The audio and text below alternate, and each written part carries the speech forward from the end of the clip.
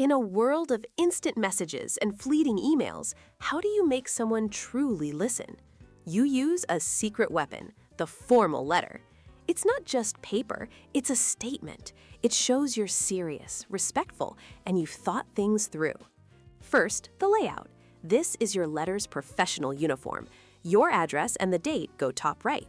The recipient's address goes on the left, a little lower. This rigid structure isn't just old-fashioned, it's the first sign you mean business. Next, the greeting. It sets the entire tone.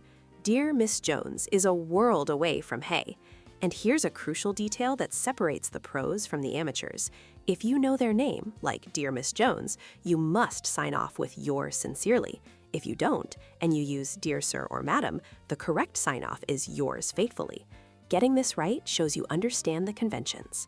The real power, though, is in your argument.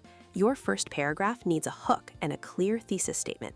Tell them exactly what you want right away. Then, for every point you make, you build it with the Peel method.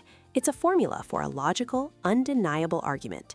Imagine you're writing to your principal to allow sports uniforms every day. P is your point. It would promote a healthier, more active student body. E is your evidence. Research indicates that comfortable attire encourages more participation in physical activity during breaks. The second E is for explanation. This increased movement improves student health and can even boost concentration in class. And L is the link. You connect it back, showing how this policy supports the school's own goal of nurturing student well-being.